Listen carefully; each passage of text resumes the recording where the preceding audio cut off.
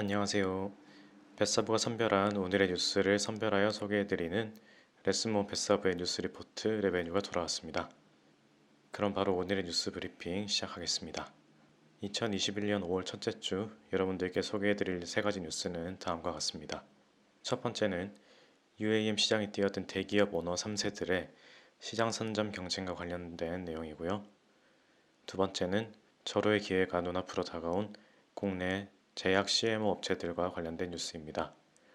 마지막으로는 점점 그 규모와 성장성이 증가하고 있는 시장, 반려동물 관련 시장에 대해 살펴보도록 하겠습니다. 자, 그럼 기사 내용을 한번 살펴보겠습니다. UAM 시장에 본격적으로 뛰어든 오너 3세들의 미래 하늘길 대전이 열렸다는 소식입니다.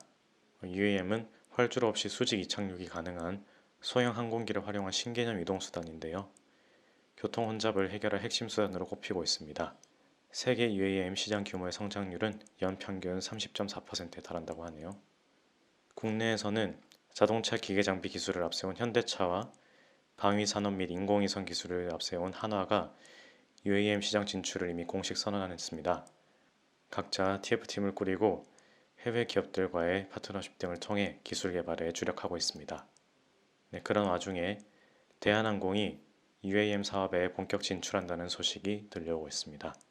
코로나19 종식 이후 UAM을 새 먹거리로 키우겠다는 조원태 한진그룹 회장의 구상에 따른 것인데요. 앞서 UAM 시장 진출을 공식 선언한 현대차, 하나그룹과 치열한 3파전이 예상됩니다. 대한항공은 국토교통부 주관으로 지난해 출범한 UAM 팀 코리아에 참여 중인데요. UAM 팀 코리아에는 대한항공 외에 앞서 말씀드린 현대차, 하나시스템, SK텔레콤 등 민간기업과 정부기관 40여 곳이 참여한 프로젝트입니다. 대한항공은 이에 한 발 더 나아가 자체 UAM 기술 개발에 주력하겠다는 계획이라고 합니다. 대한항공은 기체 제작 기술과 항공 관제 시스템 분야에서 우위에 있다고 볼 수 있습니다. 업계 관계자에 따르면 원격으로 항공교통을 통제하는 관제 시스템 역량을 보유한 기업은 국내에서 대한항공이 유일하다며 성장성이 큰 UAM 시장을 둘러싼 대기업 간 각축전이 갈수록 뜨거워질 전망이라고 말했습니다. 이렇게 UAM 시장의 승기를 먼저 잡기 위한 오너 3세들의 경쟁이 본격화되어 가고 있는 것 같은데요. 3사 모두 각자의 장점을 보유하고 있습니다. 오랜 경험을 통해 축적된 기체 제작 및 정비 기술을 보유한 대한항공, 막강한 자본과 직접 생산 능력을 갖춘 현대자동차, 항공 위성 분야에서의 강한 경쟁력을 바탕으로 소프트웨어의 강점을 가지고 있는 한화, 이 셋 간의 치열한 3파전이 예상됩니다. 업계에서는 플라잉카 상용화 시점을 2025년께로 예측하고 있고 2030년부터는 시장이 본격적으로 확대될 것으로 보고 있습니다.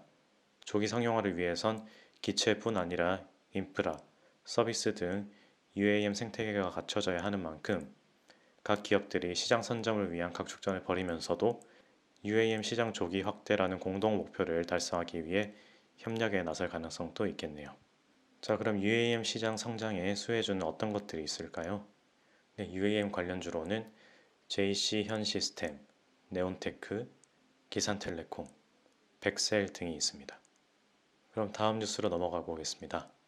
제조 기술에 강한 우리나라 바이오 업체들이 절호의 기회를 눈앞에 두고 있습니다. 조 바이든 미국 행정부가 5월 5일 제약회사의 코로나19 백신에 대한 한시적 특허 포기 방안을 지지한다고 밝힌 바가 있습니다. 이에 따라 세계적 백신 가뭄을 풀기 위한 돌파구가 마련됐지만 제약업계가 이에 강력 반발하고 있어서 특허 포기가 이뤄질 때까지는 시간이 걸릴 것으로 예상됩니다. 그럼 이게 어떤 영향을 미치냐면요. 화이자 등 현재 코로나19 백신을 생산 판매하고 있는 회사들이 백신에 대한 지적재산권을 포기하면 다른 나라 기업들도 특허료를 지급하지 않고 복제 백신을 제조할 수 있기 때문입니다. 보통 미국 바이오 벤처 회사들은 생산 공장을 따로 두지 않습니다. 공장을 짓고 유지하는 데 비용을 쓰기보다는 연구 개발에 집중하는 편인데요. SK 바이오사이언스가 미국의 노바백스의 코로나19 백신을 대신 생산하고 판권까지 사온 이유도 여기 있습니다. 시각처에 따르면 코로나19 백신 임상시험에 진입한 국내 기업은 SK 바이오사이언스와 유바이오로직스, 셀리드, 제넥신, 진원생명과학 등 5곳입니다. 하지만 임상 단계는 아직 1, 2상에 머무르고 있는데요. 미국과 유럽의 글로벌 제약사들이 공고히 쌓은 특허 장벽을 피해 개발에 나서다 보니 속도가 좀처럼 나지 않아서입니다. 코로나19 백신 지재권 보호 유예가 확정되면 국내 바이오 의약품 위탁 생산 업체들, 즉 CMO 업체들과 바이오 시밀러 기업들에게는 큰 호재로 작용될 전망입니다. 바이오 업계에서는 한국 CMO 업체가 글로벌 바이오 시장의 신데렐라로 떠오를 가능성이 높다고 보고 있습니다. 시간은 좀 걸리겠지만 코로나19 백신의 지적재산권 한시적 포기 방안이 성사될 경우를 고려해서 관련 CMO 회사들을 한번 주목해봐야 할 필요가 있겠네요. 자, 그럼 국내 CMO 전문 기업들은 어떤 것들이 있을까요?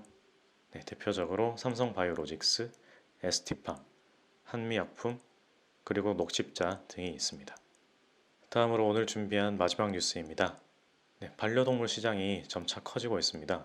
반려동물을 가족이나 친구로 여기는 펫 휴머니제이션 트렌드가 확산되고 있는 가운데 1, 2인 가구 증가, 코로나19에 따른 재택생활 증가로 펫 산업의 성장 가능성이 커지면서 더불어 펫테크 시장도 주목받고 있습니다. 최근 1인 가구 등 혼펫 쪽, 딩펫 쪽 등 혼족이 늘어나면서 반려동물을 키우는 가구가 늘고 있습니다. 혼족 비율은 미국이 29%, 한국은 30%로 반려동물에게 위로받고 힐링을 얻는 이들이 크게 늘면서 관리 시장이 꾸준히 성장하는 상황입니다. 펫테크는 반려동물과 기술의 합성어인데요. 반려동물과 관련된 제품과 서비스에 사물 인터넷, 인공지능, 빅데이터 등 다양한 기술이 결합된 형태입니다.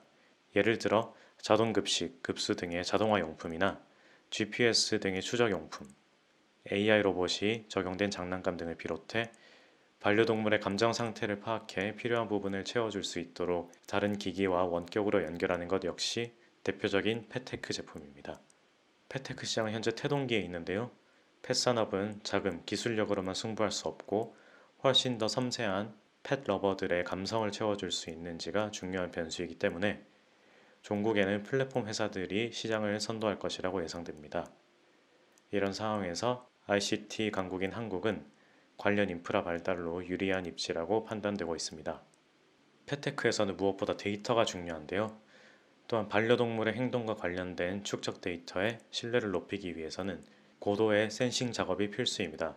강아지가 꼬리를 흔들고 귀를 쫑긋하는 일련의 행동 등이 의사표현인데 이러한 정보의 축적을 데이터 수집이라고 합니다.